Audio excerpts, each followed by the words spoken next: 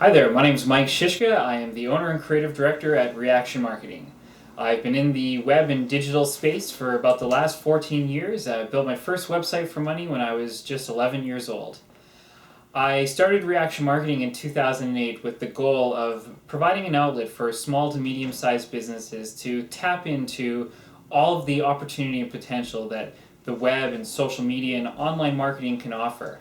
And these are services that typically aren't very readily available in small communities like Red Deer specifically. And this was my opportunity to offer a service that would have helped my parents' business greatly as they were growing up in my childhood.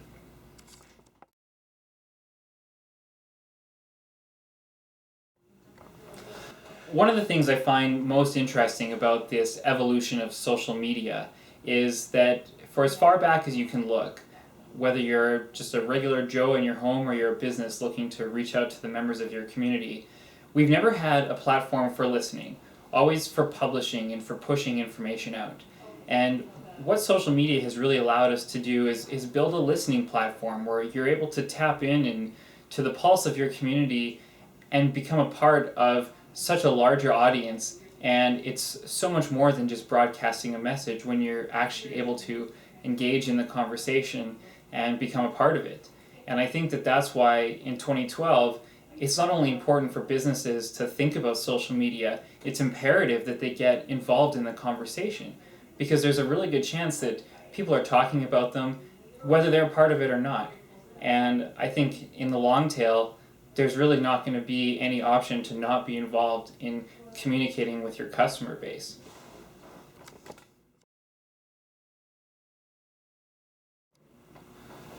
I think one of the biggest assets that social media has brought to us is the ability to create really tightly knit communities that are no longer bound to geographic areas or giving people having the ability to congregate together.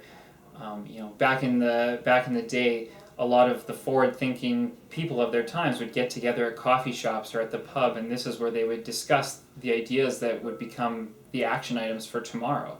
And we're able to take that experience now, scale it in a digital environment where anybody can be part of the conversation. Whether you're a politician looking to reach out to the pulse of your community, you're a nonprofit needing to generate awareness or collect volunteers, social media is at its heart a platform for listening and communicating, and not as much about talking and broadcasting. So I think it's going to be amazing going into 2013, 14, and 15 to see how these digital tools are going to really break down barriers and bring people closer together.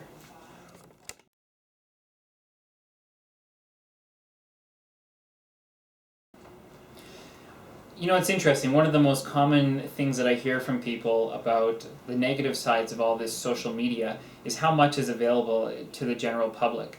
And everybody knows all the flack that Facebook gets for their privacy settings and how accessible all the information is. But I really look at it from a totally opposite point of view, where the more information that you can put out there about yourself, the better it is. You look at the way that genealogy services work today, where you're so amazed when you can find that war draft from your grandfather or the passport from your great uncle. Well, just imagine 2 or 3 generations from now, people being able to look back and see what their grandparents or great-grandparents were doing on a day-to-day basis. I think that what Facebook and social media in general is doing right now is building the living history of our culture and our society that's going to then be accessible for generations to come.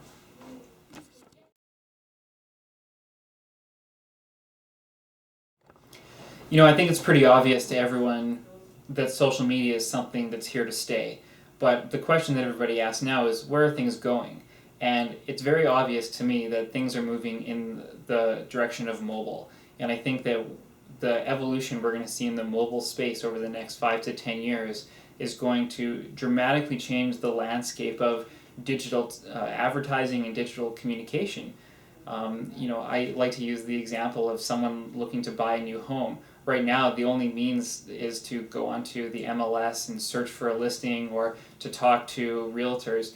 But imagine in the future having an app that you would plug in the type of house you're looking for and the budget you have, And when you're driving by a house like this, you get a notification saying that you can take your next right and view an open house for something that meets your criteria.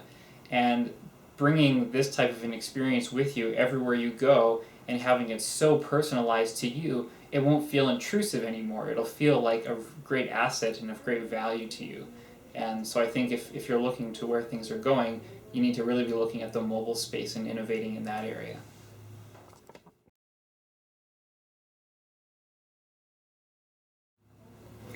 On a regular basis, I'm approached by business owners and marketing leaders, and they ask me, how do we get involved in this social media platform, and how do we get involved in this next generation of customers and tap into their worlds?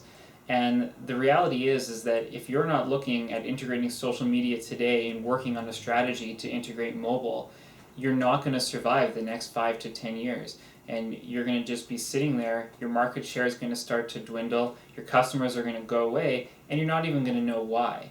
I think that it's really important for the business leaders of tomorrow to embrace all of the tools that we have in front of us and really start engaging in meaningful conversation with their customers and then ultimately the community that gets built around their business.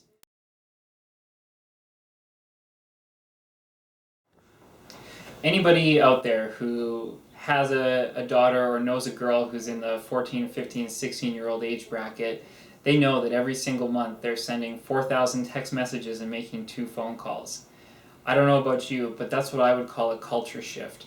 So it's to be determined how society is going to embrace this culture shift, but I can guarantee you that all these kids who've chosen text messaging and digital forms of communication as their main method of connecting with the outside world, they're not going to change their habits to coincide with an older way of thinking.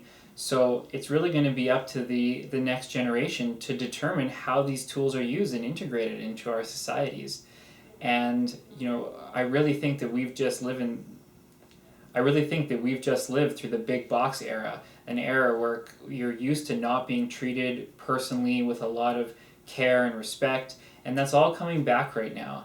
In fact, I think if our grandparents and great-grandparents who were building businesses and building communities back in the 1920s and 30s were around today, they would actually be more prepared for the digital revolution than we are.